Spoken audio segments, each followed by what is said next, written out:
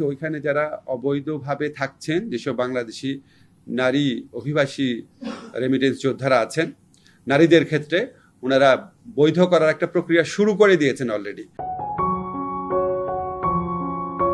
Saudi আরব ও জর্দানত অবস্থানরত অবৈধ বাংলাদেশি নারী শ্রমিকলরে বৈধতার আওতাত আনিবের উদ্যোগ নিয়ে ইতিমধ্যে সৌদি আরব বৈধতা দিবের প্রক্রিয়া শুরু হয়েছে। সৌদি আরব সফর শেষে মেয়ের 6 তারিখ মঙ্গলবার সাংবাদিকলরে তথ্য জানাই প্রবাসী কল্যাণ ও বৈদেশিক কর্মসংস্থান বিষয়ক উপদেষ্টা আসিফ নজরুল।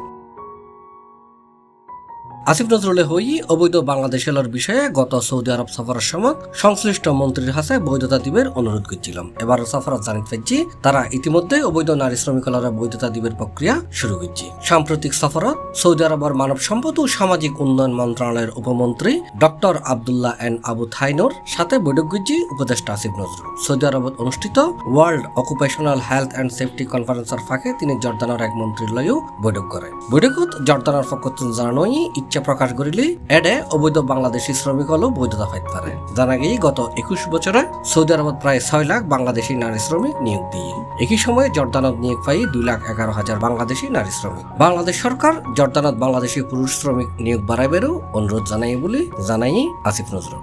ওইখানে যারা অবৈধভাবে থাকছেন, যেসব বাংলাদেশি নারী অভিবাসী রেমিটেন্স যোদ্ধারা আছেন, নারীদের ক্ষেত্রে ওনারা বৈধ করার একটা প্রক্রিয়া শুরু করে দিয়েছেন অলরেডি। এবং ওইখানে যারা অবৈধভাবে যারা আমাদের নারী শ্রমিকরা আছেন, ওনারা ইচ্ছা করলে এই সুযোগটা নিতে পারেন। করব, আমরা রেগুলার যোগাযোগ রাখবো।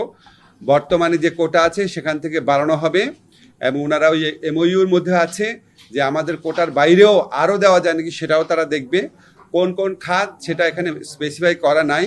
এটা একটা মডালিটিস অফ দ্য এগ্রিমেন্ট, এখানে খুব ডিটেইল কোনো কিছু থাকে না।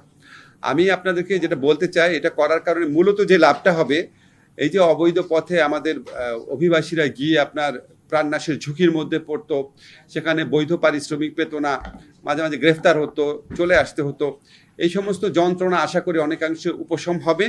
আমাদের বৈধ যাওয়ার পথ খুলে গেলে আমি ওনাদেরকে বুঝিয়েছি যে আমাদের জন্য যত বেশি বৈধভাবে শ্রমিক নিবে তত অন্যভাবে যাওয়ার পথটা মানে আগ্রহটা মানুষের কমে যাবে।